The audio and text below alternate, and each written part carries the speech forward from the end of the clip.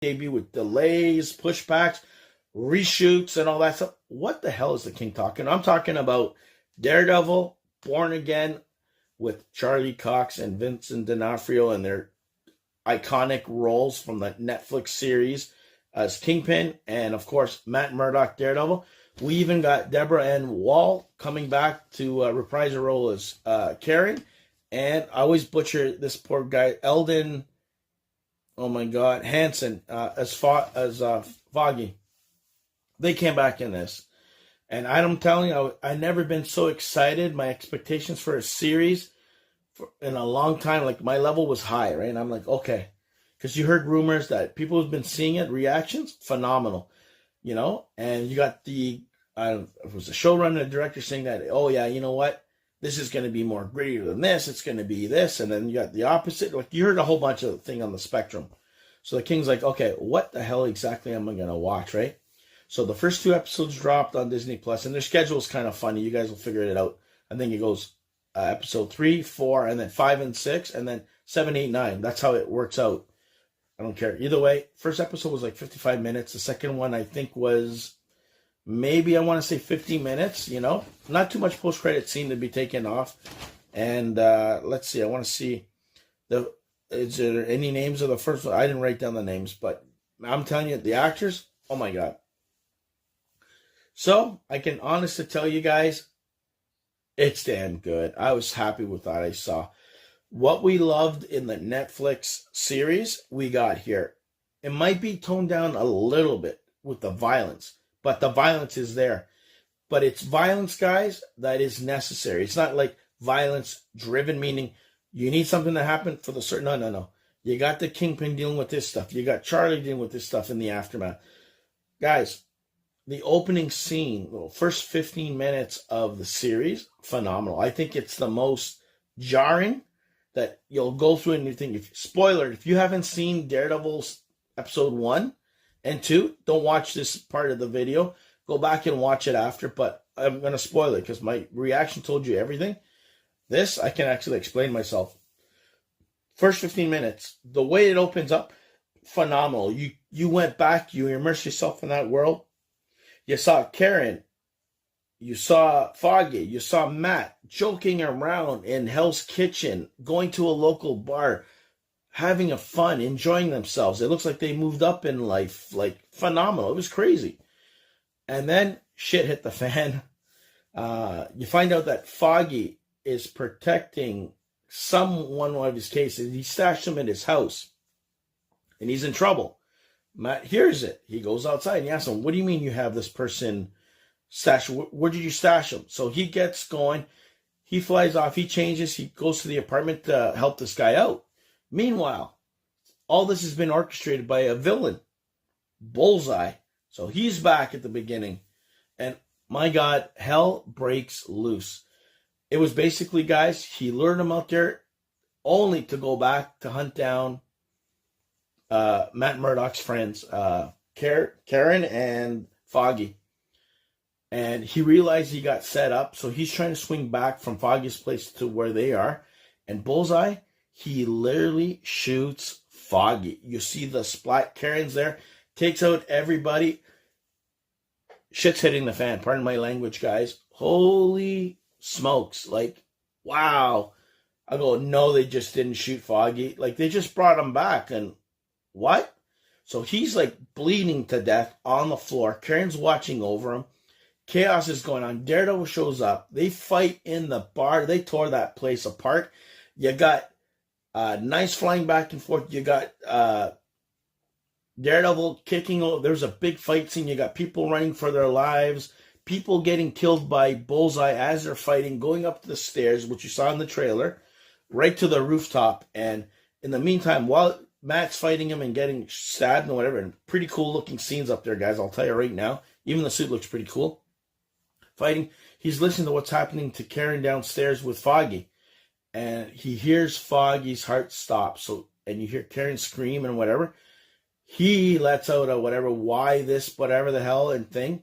So he pretty much whatever. And the shocking part, besides Foggy getting killed, first 15 minutes, is Matt's on the roof with Bullseye. Basically annihilates him. And Once he finds out that Foggy's dead, he literally pushes him off the building, and you see the body splat like that on the ground. Done. I'm like, what the hell did we just watch? Literally, guys. I'm like, oh my God, this is the first, 15 minutes. And then all of a sudden you see Bullseye, his eyes flinch, he's alive. I'm like, how the hell did he survive? So they end up taking him to court. Foggy's dead. Wow. Trauma. Karen ends up leaving to go to San Francisco. She comes back for the court case where they both meet for the first time after 1 year.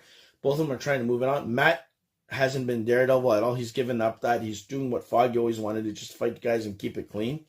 He's trying to stay out of trouble and whatever. Confronts them. He ends up going to jail. That was pretty much the first episode. Then you got the Kingpin coming back. I don't know, because I could be blurring this, guys. I don't know if this was episode number 2 or 1, but the Kingpin shows up. You got Vanessa, his wife, who's now kind of like the new Kingpin. So they're kind of trying to tie it up. The Kingpin missing, going to deal with the whole Echo situation and his eye and all that. They joked around kind of thing about that. And you find out that Vanessa took over for him and everybody's in line. And then he ends up showing up. I think this could even be in episode 2, guys. I don't know. I'm mixing it up. Could be episode 2. But he ends up showing up. This is the beginning of episode 2, probably. That's what I'm thinking. So he ends up showing up. In the first episode, he hears that the Kingpin's running for mayor because the Kingpin decides he's going to run for mayor, which is like, what the hell? Anyways, he ends up winning the election, so he becomes that. And like I said, meanwhile, he's working at the firm with this lady, this girl. This girl sets him up with this kind of like psychiatrist. So they have a thing going on. Something develops. They get it close, going on dates and all this stuff, blah, blah, blah. And anyways, so Kingpin, this is the funny part. So the Kingpin needs to stay clean and stuff like that. So you got different other characters introduced and stuff. James Gandolfini's character, his son is in there. Kind of like the rah-rah cheerleader guy kind of thing. It's pretty cool. He does a good job of it. Kingpin's staying away. Vanessa is doing her thing there. Fisk, she's in charge, whatever. She's raising money. So he got the 25,000 signatures. He was responsible for 2K of them, whatever, to get elected. So he's trying to be his lawyer. He's trying to get things running and whatever. Matt doesn't like it at all. He's like, he's gaming the system is what he says, but whatever. Anyways, so he's trying to stay out of it. Sees the Kingpin coming out, confronts him. They have that diner scene that you guys see on TV. Phenomenal, man. I never seen a more cool thing. Just the dialogue alone, phenomenal. Top-notch TV. Marvel Glory, let's just say that. They have a little conversation, and basically, guys, each other's telling the other one, you better not, dress up as a vigilante, because if you do, I'm going to try and pass this vigilante bill, and then you're going to be wanted for, charges like that, blah, blah. And he says, you better not cross the line because I'm watching you, because, throw a couple other little nice pleasantries. They didn't, yell at each other, go their separate ways or whatever. So now we kind of do that. He gets elected. He's trying to get the police chief, who doesn't want to have anything to do with him because his past, ends up blackmailing him because he ends up having a kid, blah, blah. He works his magic and he does what he does. Acts all merrily. He's lost weight. There was a couple of jokes like that at the table too. He goes, seems like you lost weight, which you did, because you can see him, he's a lot thinner now, Kingpin. And as he's dealing with this stuff and kind of doing what he needs to do, you got Vanessa doing her stuff. You got Charlie. There's a scene in the second episode, I think it's right at the beginning, that the White Tiger gets introduced, guys. So there's another spoiler alert. But we don't see him as the White Tiger. We know that he is him, because Charlie does his digging and he finds out who he is with his buddy Cherry. So anyways, so they do the digging, whatever. He ends up going down the subway. This guy's getting jumped by these two people. Doesn't know why. Find out they're cops, crooked cops.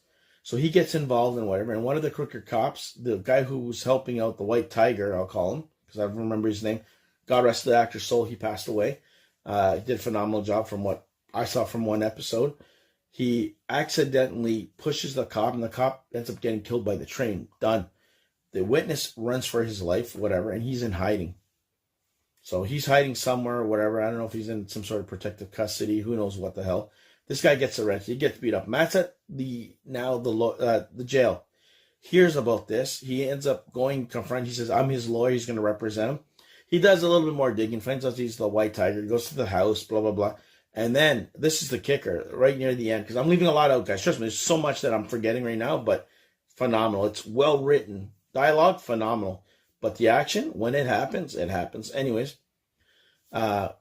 Matt finds out that he needs this witness that the cops, those crooked cops, want to get to, because without them, he doesn't have a case, and this guy's going to end up in jail for the rest of his life. So he gets the information. He ends up going to where this guy is. He gets there just before the two crooked cops show up to take him out, to kill him. He convinces the guy, listen, I got my guy Cherry, go through the back window, whatever, I'll deal with this. Guys, he did good without fighting, whatever the hell, but like I said, they put him in a position. So he's having a conversation. He goes, hey, you're the lawyer, blah, blah, blah. He goes, yeah, well, you're not going to find whatever. So he goes to whatever, and he gives him a little bump. They take Matt, put him on the thing, he loses his glasses, and they start assaulting him. They start beating the crap out of him. And he's holding back not to do anything. Okay, they're just beating me up. I'll just tough it out. Blood drips, whatever. It wasn't until one of those cops pulls out a gun on Matt. Game over, guys. He goes out and he goes crazy mode. He takes him out. You see him snap one of the cops' arms. One guy's head's on the fridge. The way he tossed the one guy, it looked like he snapped his neck. Sorry, guys, I'm getting a little graphic and detailed here.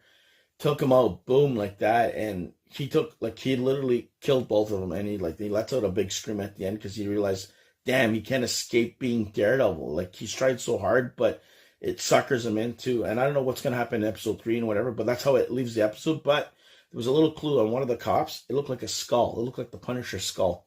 So I don't know, there's people who are using the Punisher's name to inflict, punishment, but for their own purposes, kind of like doing that. So they're misusing the Punisher's name for what they want to do for themselves. But yeah, Matt takes them out, and that's how it ends up. And I'm like, are you serious? But that fight scene, that last 5 or 7 minutes, phenomenal. Like, boom. Like, wow. It was even better than the first fight scene with Bullseye. So with two crazy events in the first 2 episodes, the Kingpin back how he's supposed to be, Matt being the way he is, and then you have her in San Francisco, Karen, who might show up later on.